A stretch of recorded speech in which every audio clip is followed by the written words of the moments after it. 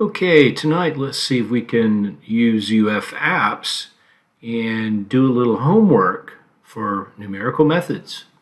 So I've launched UF apps. I do have the Citrix receiver running, and I'm going to change from the M drive. I'm going to try to go to the same local drive that I used yesterday. Let's see if that works. I think you go client, and that's my C drive on the client. Users, MWG, looking for my documents, the same ones I pulled up yesterday. There, I had a directory with the date. Let's do that. So yeah, it's bringing up the client. Drilled all the way down to that directory I had yesterday, and here are those script files that I had, and I should be able to run script 4 or maybe just type script 4 right there. Let's see what happens. Yeah, so it's actually done the plot that we did yesterday in class, and it's given me a little information about some graphic stuff. But yeah, that's what we did yesterday, and yeah, I was able to run the same thing I did yesterday from my local Matlab environment here. We're looking at running it from a UF apps perspective.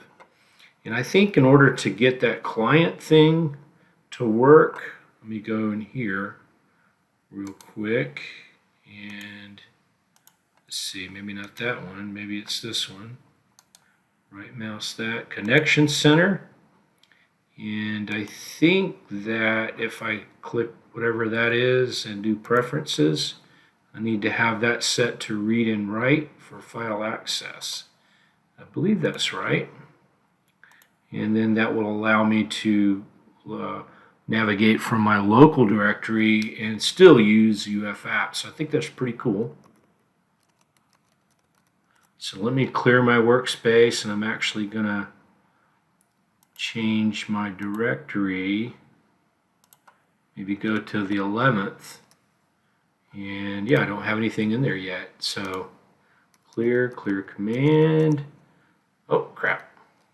Clear command and clear workspace. So I'm clean right now.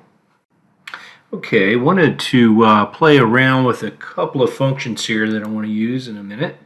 And one of them is an abs function, or an absolute value function. And I want to see if I can use that on like a vector. So I'm going to define a vector, row vector, as maybe just like 1, -4, 3, and maybe -5, something like that. So there's my U1 vector, and I want to know, what does the abs function do to U1? And I think it should take every each element individually, and make sure that it's the absolute value, and that's what it does. So the negative entries have been made positive. And then what I'm wondering is, if I do a sum of the abs of U1, what would that do? Well, it looks like it adds it up. So I've got 4 plus 5 is 9, plus 1 is 10, plus 3 is 13. So yeah, so it just adds up the absolute value of that array, of that vector. So that's a good one. And you know, I could have just done this all as one go, and I'm going to enter 1 minus 4, 3, and -5, right, as an array, a row array, row vector, like that, and yep, I get 13. So that's the sum and abs function. I use that a lot to see if things are equal. So I wanted to show you that. Clear command, clear workspace, clear command. Okay.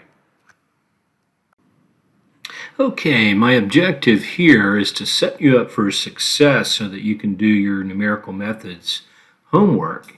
And I'm going to probably give you the docx file, and it's got some nice things in there, some macros. Like if I want to make this look like code, I just do Control F3 and it changes it to a monospace font, makes it look like code, a little bit smaller monospace font. That's one thing I had up there. And let's see if we can read through this. Use the linspace function to create vectors identical to the following created with colon notation.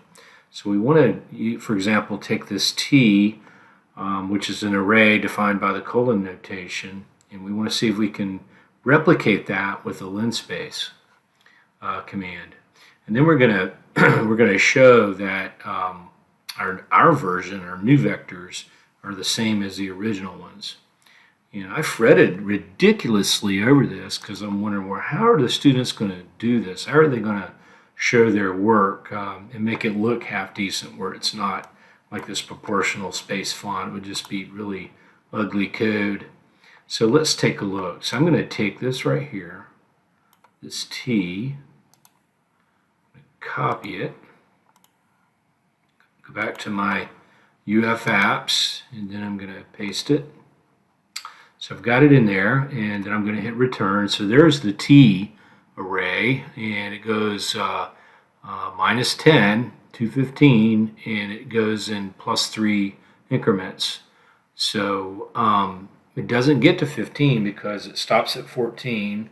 I guess 17 would bust the 15, so it just stops at 14. So it's minus 10 to 14. And what I could do is I could define like a U variable, because we want to use the linspace. And the way the linspace works is you go the beginning value towards the end. I mean, you could see what it says right here. The end value would be 14. And then I think I want 1, 2, 3, 4, 5, 6, 7, 8, 9 points. And that would be it. I mean, you can visually look that they look good. Looks like it's correct. Same number of elements and the elements are equal. But remember what I wanted to do now is I want to look at, I could go ahead and put it here. Let's do the abs straight away, see what that kind of looks like. Enjoy it. See, they're all zeros. And then, of course, I could do the sum. Abs T minus U. Oh, like that, right? So of course, it's 0. So, so this shows that, yea, verily, I can create a second vector using the linspace, and then this shows that they are, in fact, equal. And, you know, we could have used maybe the equality. If I go T equals U, it would create a 1×9 logical array, which are all true. I don't like to do this because if there's floating point values, what happens is there could be very, very small floating point differences between T and U, and that would cause it to be 0, but for all intents and purposes, they're basically equal. This is why I do the absolute value here of the difference, absolute value of the difference. So whatever would be here would be, if it were minutely small, would be a very small positive value. And then you go sum that, and you're going to get a very small positive value. If it's less than some tolerance, then you can claim that they're equal.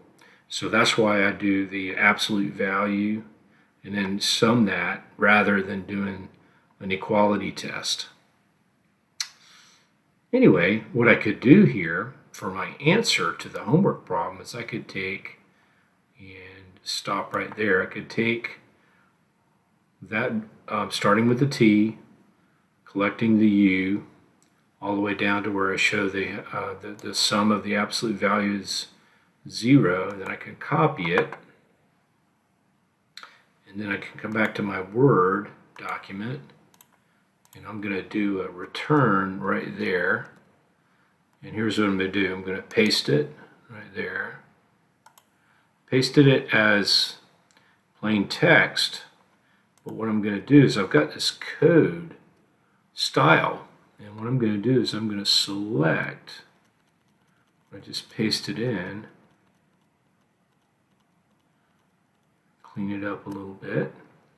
So I'll select code, so it makes it gray, takes away the spelling check, and then I can go in and delete the superfluous lines. So it's starting to look pretty decent, and that would be my answer to that first problem. Okay, so I think that would work. You know, you've got your control F3, if that were a function that I wanted to highlight there. You've got that, and then you've got this style, the code style, where you can go in and add stuff. And then that looks like it's the student's answer if it's in gray. Alternatively, you may want to do a PDF of the problem 1, and I've redone it here where I actually added a commented, hey, this is problem 1, and I want to try to do a PDF of this. Let's do Control P, see what happens.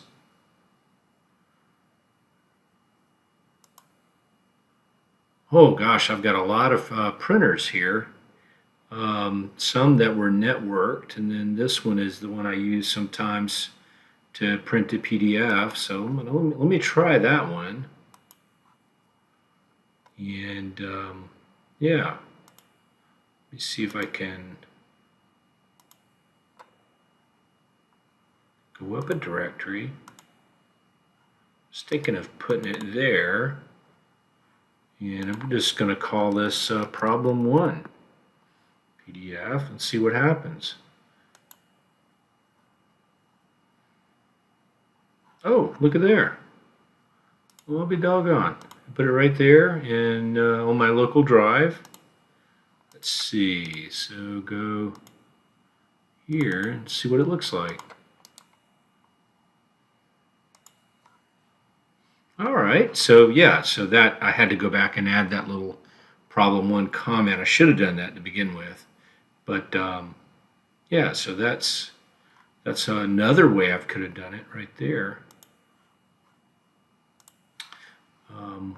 Let's go back to our other directory, and let's bring up the Horner function that we looked at in class. Just wondering what that would look like if I were to print that from Matlab. So I'll do a Control P.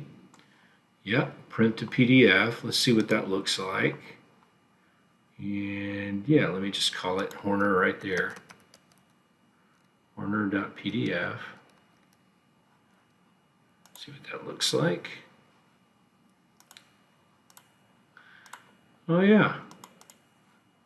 Oh yeah, so it's got the colors and the syntax. Looks pretty nice. And it shows it as the Horner.m, date, time. Oh, that's pretty nice. So, okay. So I think we've set you up for success. You could use apps. You could save all of your work locally on your computer. You can interface back and forth with your Microsoft Word as you do your homework. You've got 2 ways to sort of capture. You can do the code style, or you could go straight to PDF, and then you can take your Microsoft Word and create a PDF, and then combine all the PDFs together for a submission. So I think that sets you up for success right there. Hope you enjoyed it.